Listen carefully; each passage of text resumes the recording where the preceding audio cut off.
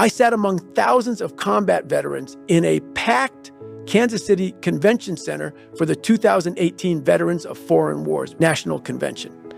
I wasn't just an active member. I was their guest. I'd been flown in to receive the VFW's prestigious Americanism Award, an annual honor for those who demonstrate a commitment to service, patriotism, the betterment of American society, and helping fellow veterans. The most famous past recipient was one of my heroes.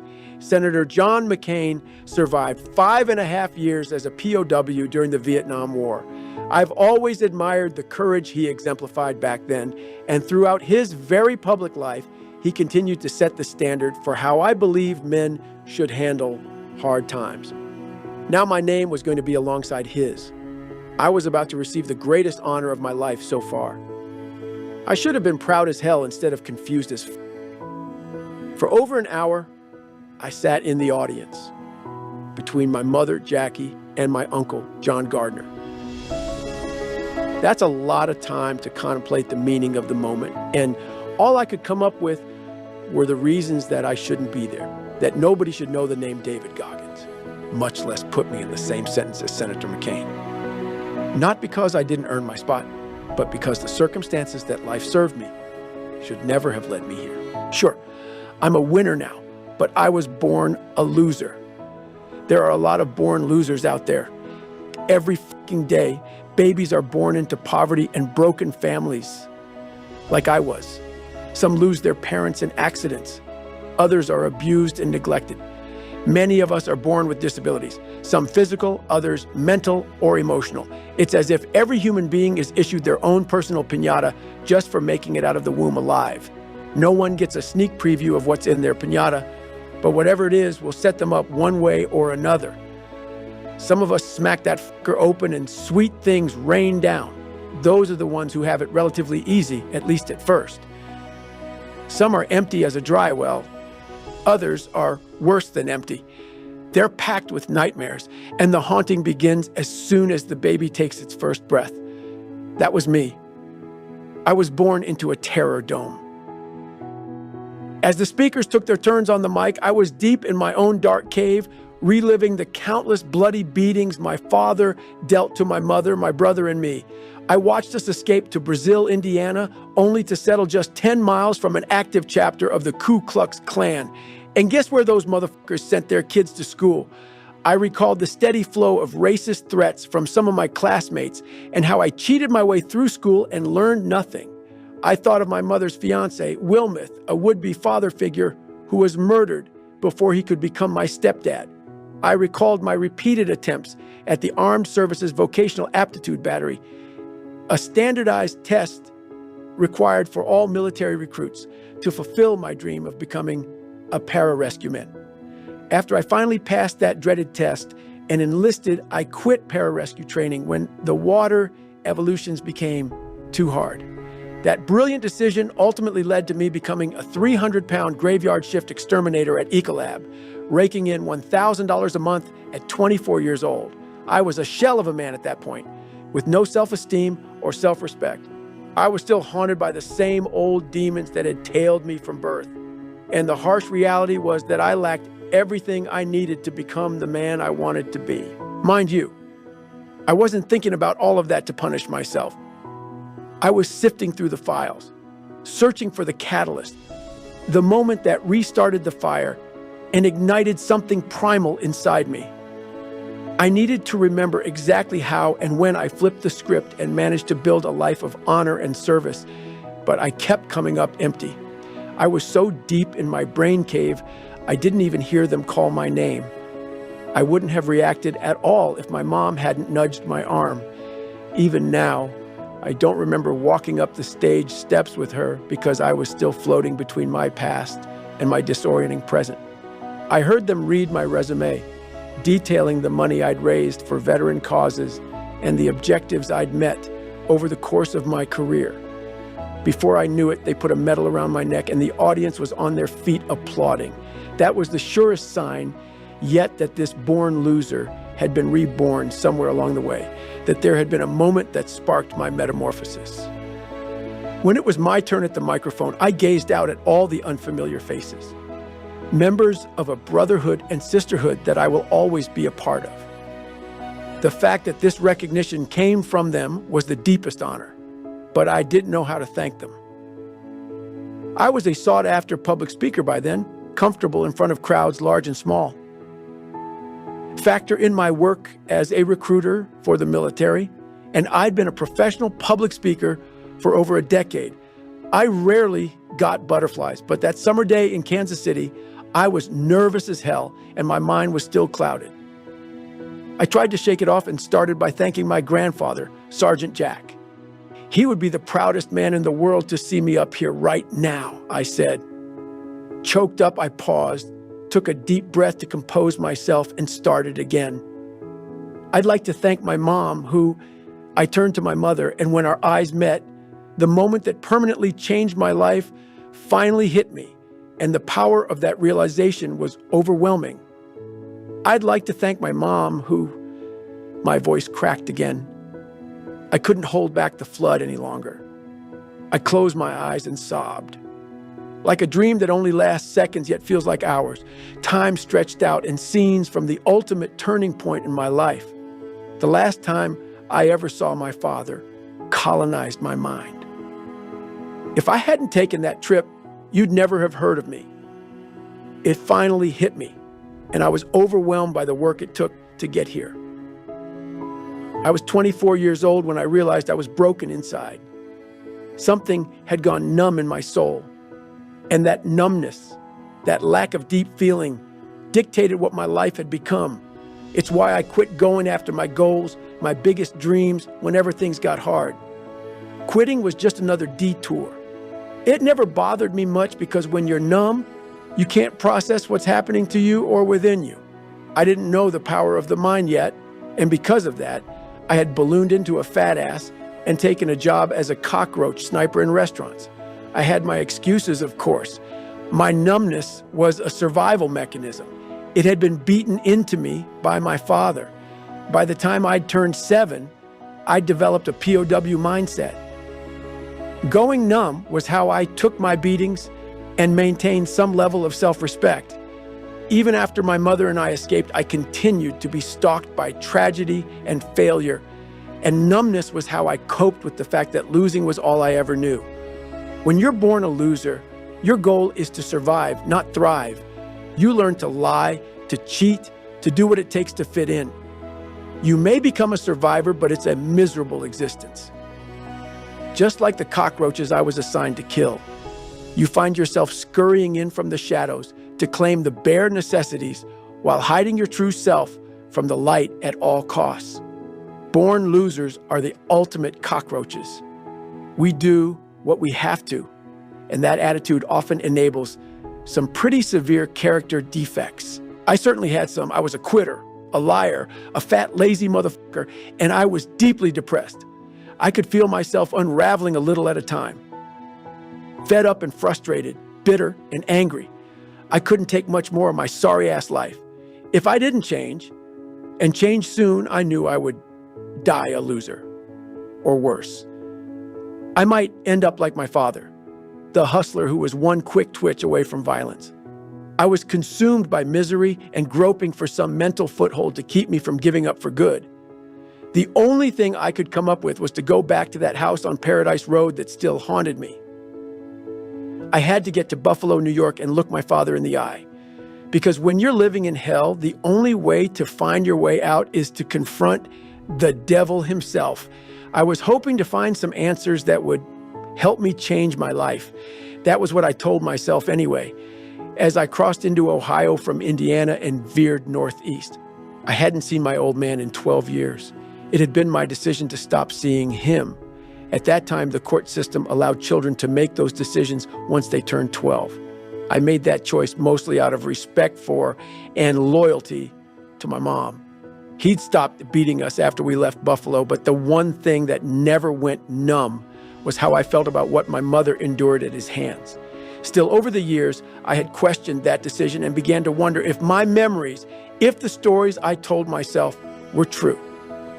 On the long drive, I didn't listen to music. All I heard were the competing voices in my head. The first voice accepted me as I was. It's not your fault, David. None of this is your fault. You're doing the best you can with what you've been given. That was the voice I'd been listening to my entire life. It's not my fault was my favorite refrain. It explained and justified my lot in life and the dead-end path in front of me, and it played 24/7. However, for the first time, another voice chimed in. Or maybe it was the first time I stopped listening only to what I wanted to hear. Roger that. It ain't your fucking fault that you were dealt a bad hand, but it is your responsibility. How long will you allow your past to hold you back before you finally take control of your future? Compared to the first, more nurturing voice in my head, this one was ice cold, and I did my best to tune it out. The closer I got to Buffalo, the younger and more helpless I felt. When I was 150 miles away, I felt like I was 16 years old. As I pulled off the highway and wound through the Buffalo city streets, I felt like I was 8, the same age I was when we packed all our shit into garbage bags and walked out the door. Once I walked into the house, it was August 1983 all over again. The paint on the walls, the floors, the appliances, and the furniture, all of it was the same. While it looked a lot smaller and out of date, it was still the haunted house I remembered, filled with years of grisly memories and palpable dark energy. However, my father was warm and more affectionate than I remembered. Tronus was always a charmer, and he acted genuinely happy to see me. As we caught up, I found myself laughing at his jokes, slightly confused by the man in front of me. After a while, he checked his watch and grabbed his coat. He held the front door open for his wife, Sue, and me as we headed for the car. "Where are we going?" I asked. "You remember the schedule," he said.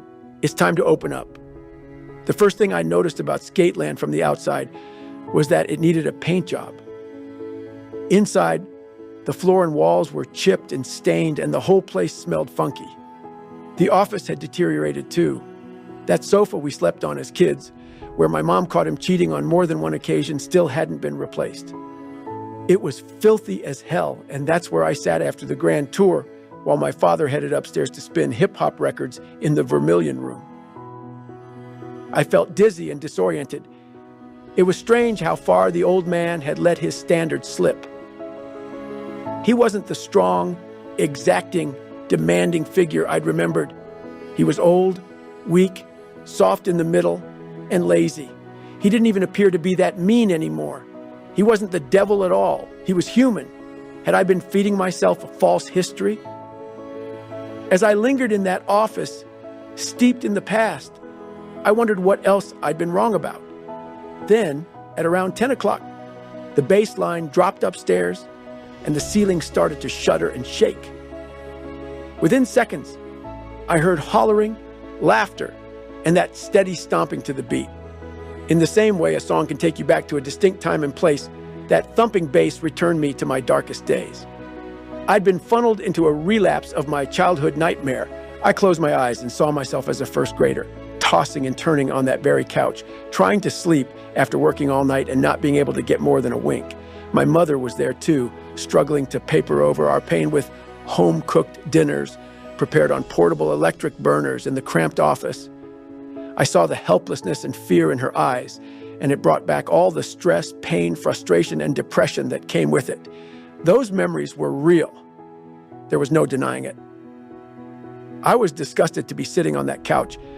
I was sickened to have let my guard down and enjoyed my father's company, even for a few minutes. I felt like I was doing a disservice to my mother.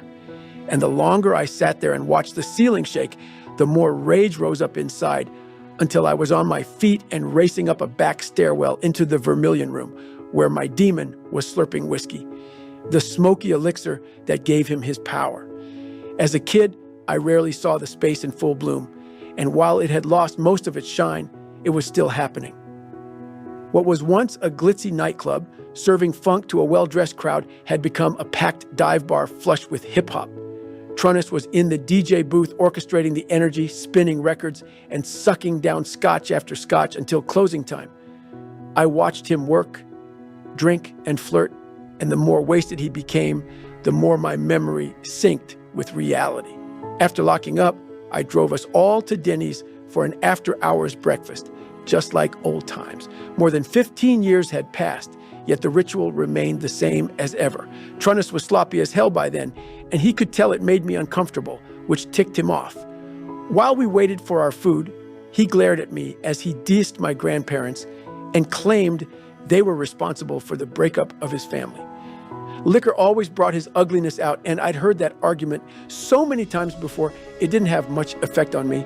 But when he started in on my mom, I wasn't having any of it. "Don't go there," I said quietly, but he didn't care. He barked about how everyone turned on him and how weak and sorry we all were. His spittle flew. The vein in his temple throbbed. "Trunnis, please stop," Sue said. There was something in her tone, a mixture of fear and dread, that I recognized. She wasn't standing up and telling him how she felt. She was pleading with him. It reminded me so much of my mother and how powerless she felt when Trunnis would rage on and on. He was the type of guy who would call a woman over to the house at 3:55 p.m., knowing my mom would be coming home at 4 o'clock. He wanted her to catch them in the act, to show her that he had all the power and would do whatever the he wanted at any time of day or night. It's the same reason he beat me in front of her and did the same to her in front of me. The very same day we left, Sue moved in. Yet he often told her, and anyone else who would listen, how beautiful and smart my mother was, as if she were the one who got away. He needed Sue to feel she wasn't good enough for him and never would be. For the first time in my life, I felt for Sue and realized that Trunnis' specialty was the weaponization of disrespect. It was a tactic he used to bully women and children into submission. He knew that once he choked a motherfucker out mentally, they would lose all their fight and self-respect, which would make it easier to manipulate and dominate them. That's what he was after, not love. He craved dominance and subservience. It was like oxygen to him. He harvested souls with violence and rage. He wanted the people closest to him to feel wounded and empty. Decades later, my mother still struggles with self-respect, decision-making, and confidence. Trunnis' face was red from alcohol. His jaw clenched with tension as he kept talking shit. There was no doubt that he was the bully and abuser I remembered, but not because he hated my mom or Sue or my brother or me, but because he was a sick, up old man who didn't believe he was worth a damn and could not and would not help himself. Years later, I would learn that he had suffered abuse when he was a kid. His father made him stand in front of a flaming hot coal furnace in a dark room, and after a torturous waiting period, his dad would show up with a belt and lash him, buckle side first. If he moved away from the belt, he'd get burned, so he had to accept his father's lashings and try not to move. He never dealt with his trauma. Those memories festered into demons. And before he even knew it had happened, the victim became the abuser. Whenever he got drunk and the party died down, he self-soothed by picking on people weaker than him. He beat them up. He ran them down. Sometimes he threatened to kill them. But as soon as an abusive episode was over, he would erase it from history. The beatings we took never happened. He liked to think of himself as a big man, but never accepted responsibility for anything he did that went wrong, which didn't make him any kind of a man at all. I suppose I was in that Denny's booth with him because part of me was hoping Trunnis would apologize, but he didn't think he had anything to be sorry for. He was straight up delusional, and his delusions demoralized all of us. They were also contagious. For years, he made me bleed, and he made me doubt myself. He transferred his demons to me through the lashes of his leather belt and the open palm of his hand, and like him, I grew up believing in delusions. I hadn't become an evil sociopath, but like him, I never took responsibility for my own shortcomings or my failures. Sitting there listening to him rave made my blood run hot. Sweat beaded on my forehead, and all I could think about was payback. It was his turn to suffer at my hands. I wanted to make him bleed for my pain. I wanted to beat that motherfucker down right there in Denny's. I was hair trigger close to allowing my father to turn me into a violent maniac, just like I remembered him to be. He recognized the fire in my eyes because it was as if he were looking into a mirror, and it scared the shit out of him. The weather changed in our booth. He stopped ranting mid-sentence. His eyes went glassy and wide, and in the fluorescent light of the diner, he looked meek and small. I nodded as I recognized, in that very moment, the lie that inspired my trip to Buffalo. I hadn't driven all the way from Indianapolis as some first step towards self-improvement. No, I was there looking for a free pass. I went to collect more evidence that all my many failures and disappointments stemmed from the same root cause. My father, Trunnis Goggins. I've been hoping that everything I believed all those years was true, because if Trunnis was indeed the devil in disguise, that gave me someone to blame, and I was looking for a cop-out.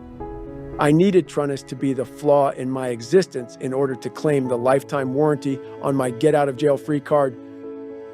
Trunnis was flawed, all right. He showed me that all over again, but he wasn't my flaw. The second voice was right. Unless I took responsibility for my demons, the ones he put on me, I had no shot at becoming anything other than a perpetual loser or another miserable hustler like him. When the food arrived, Trunnis stuffed his face while I reflected on how much power I'd given him over the years. It wasn't his fault I experienced racism or barely graduated high school. Yes, he beat me and my brother up and tortured my mother. He was a f***ed up man, but I hadn't lived with him since I was 8 years old. When was I going to take my soul back from him? When was I going to own my own choices, my failures, my future? When would I finally accept responsibility for my life, take action, and wipe the slate clean? Nobody said a word while I drove us back to Paradise Road. Trunnis watched me with a mix of drunken sadness, loss, and anger as I grabbed my car keys from the kitchen counter and walked straight out the door. I'd planned on spending the weekend, but I couldn't stand to be in his presence for 1 minute longer. While the words were never spoken, I believe we both knew that would be the last time we would ever see each other. The funny thing was, I didn't even hate Trunnis anymore because I finally understood him. On the drive back home, I turned the volume way down on the nurturing voice in my head and tuned into reality. In place of excuses, it was time for ownership of exactly who I'd become in all of its ugliness. And that meant acknowledging that my thin skin was definitely part of the problem. All of us are dealt circumstances in life we don't have any power to control. Sometimes those things are painful. Occasionally, they are tragic or inhuman. While the accountability mirror, which I tagged with sticky notes filled with real talk, daily tasks, and a few bigger goals had helped me get to a certain point, those fixes were surface level.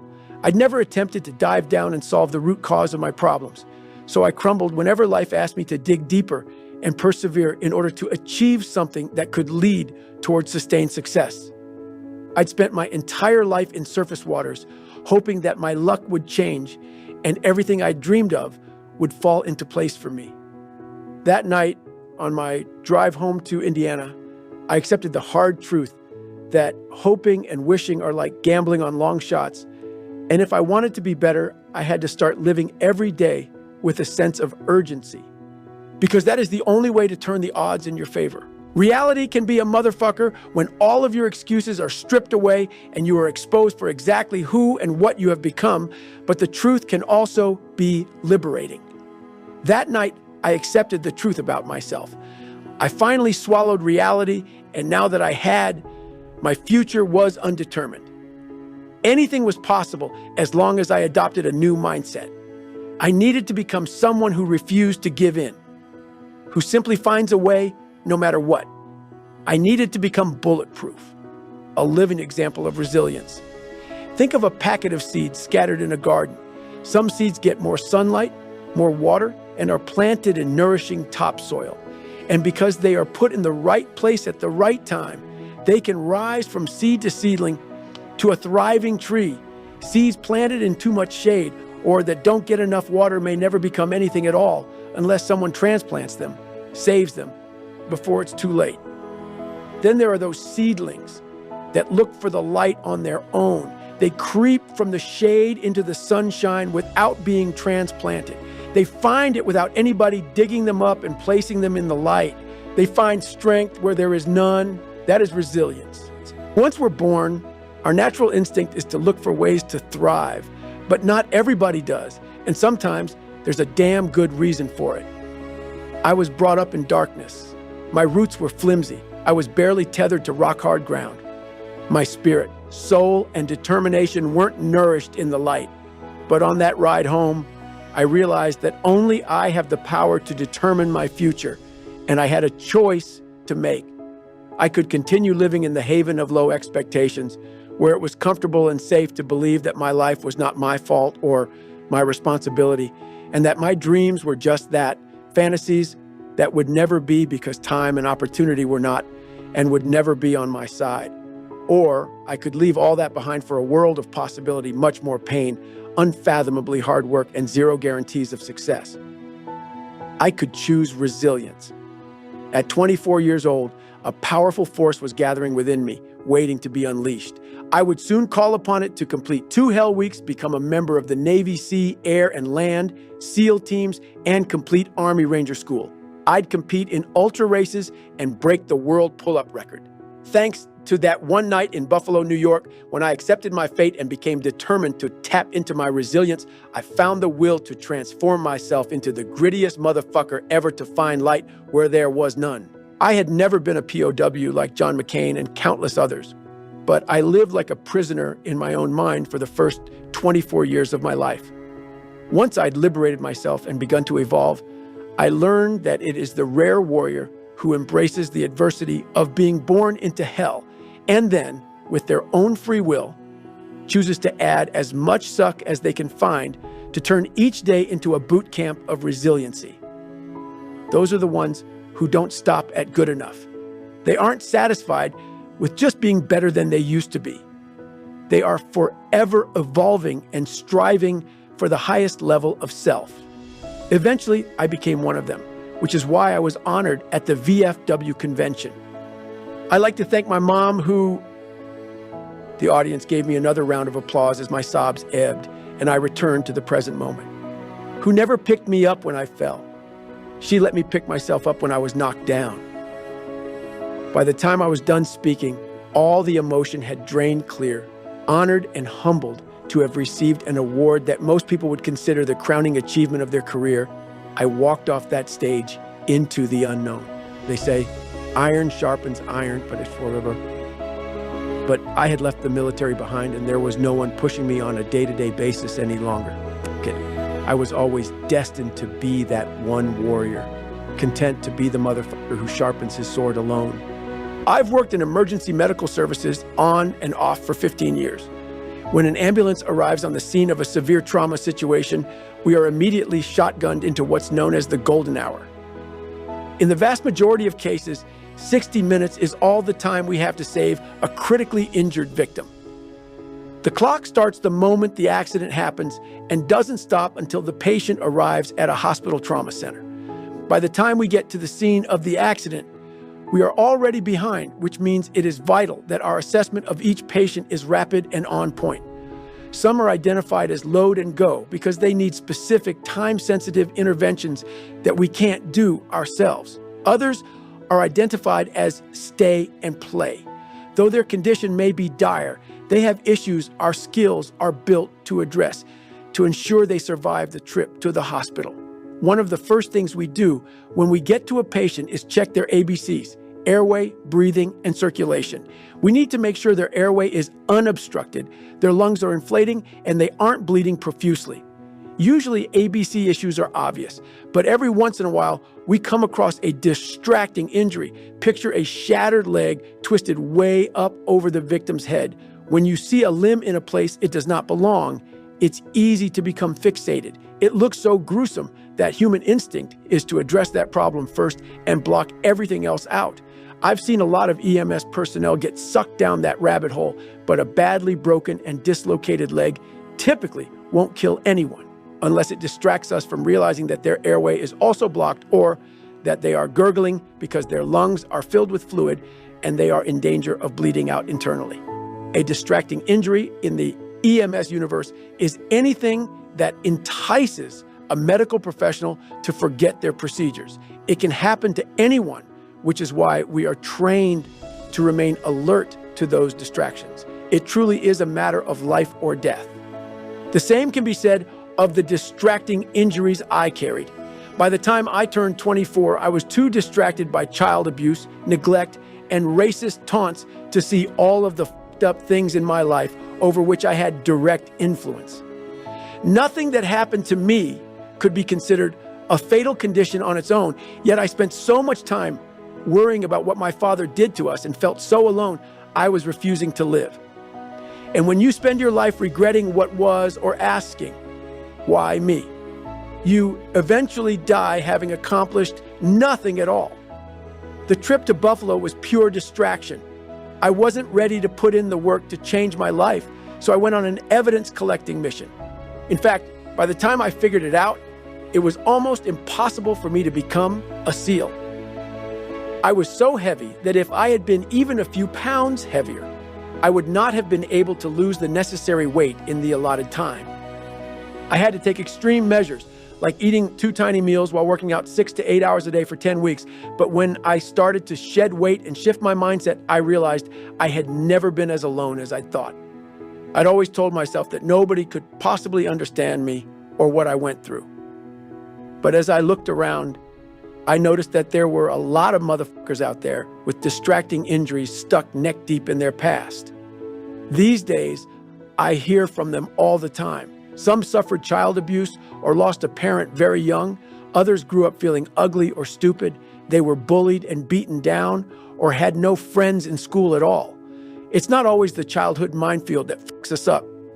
There is no shortage of psychological and emotional snags in adult life. Every day, people suffer bankruptcy, foreclosure, divorce, and catastrophic injury. They get cheated or robbed by their so-called loved ones. They get sexually assaulted. They lose everything they own in a fire or flood. Their children die. It's so easy to get lost in the fog of life. Tragedy hunts us all, and any event that causes suffering will linger longer than it should if you let it. Because our sad stories enable us to grade ourselves on a forgiving curve. They give us latitude and justification to stay lazy, weak-minded motherfuckers. And the longer it takes for us to process that pain, the harder it is to reclaim our lives. Sometimes weakness and laziness are rooted in hate and anger. And until we receive the confession, apology, or compensation we believe we are owed, we stay stuck in our as a form of self-righteous rebellion against our tormentors or even against life itself. Some of us become entitled. We think our pain entitles us to feel sorry for ourselves or that we are entitled to good fortune because we've survived hell. Of course, feeling entitled doesn't make it so. Understand, the clock is always ticking, and at some point, your golden hour will expire unless you take action. People who get lost in their past, the ones who bore their friends and family with the same tragic story over and over without showing a hint of progress, remind me of a skydiver who becomes too fixated on their tangled parachute. They know they have a backup ready to go, but burn so much time trying to fix the primary chute that they forget to track their altimeter. And by the time they cut the first chute away and pull the second ripcord, it's too late.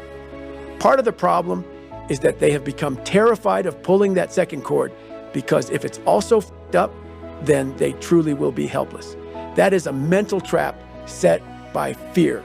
We cannot afford to remain afraid of cutting away dead weight to save ourselves. I was that skydiver for far too long. My father was violent. My mom was broken. I was bullied, laughed at, and misunderstood. Check, check, and checkmate. And yet, I was breathing free and I was not bleeding. Physically, I was alive and well and perfectly capable of cutting all of that bullshit away. I'd wasted way too much of my life telling myself the same sad story. I needed to move forward. It was time to write something new. If an act of God or nature tore your life apart, the good news is that you really have nobody to blame.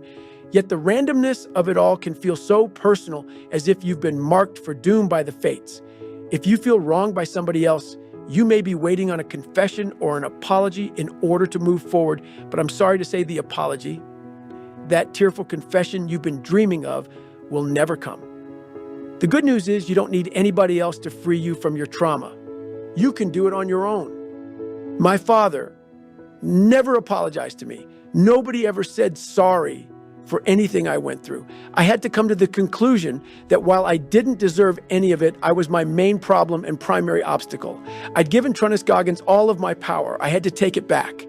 I had to diffuse my demon. I had to shrink him down to the lowly, pathetic figure he was by humanizing him. Just as there was no other way to come out of the gauntlet that was my childhood except f***ed up, I had to see that he was a mortally f***ed up piece of shit because of what he went through. Once I understood that, it was up to me to either do the hard work to break that cycle or stay cursed. Like medics on the scene of a car accident, we all must act with a sense of urgency and tune into that ticking clock in the back of our minds, because there is a drop-dead time on everything we do in life. All our dreams and visions come with expiration dates etched in invisible ink. Windows of opportunity can and do close, so it is imperative that we do not waste time on bullshit. None of us have any clue what's coming for us or when our time might run out, which is why I do my best to ignore anything that is counterproductive. I'm not suggesting we act like robots, but we need to understand that forward motion gives our lives momentum. We need to remember that sometimes chaos will descend and a clear highway can be wiped out by a flash flood in the blink of an eye. When that happens, a lot of motherfuckers look for a cozy place to hunker down and hide out until the storm passes. I'm only human, they say, when holy hell rains down upon them and they feel drained and powerless. They cannot conceive of a way to keep going. I understand that impulse, but if I had succumbed to the I'm only human mentality, I never would have dug myself out of the deep hole I was in at 24 years old. Because the second you utter those words, the white towel is fluttering in the air and your mind stops looking for more fuel. I didn't know for sure if I'd ever find my way out of the darkness. I just knew that I could not throw in the towel, and neither can you. Because there is no towel in our corner. There's only water and a cut man. And if those are your only options, you have no choice but to keep fighting until you overcome every last thing that once held you the fuck back. You have been preoccupied by bullshit for way too long. It's time to switch your focus to the things that will slingshot you forward.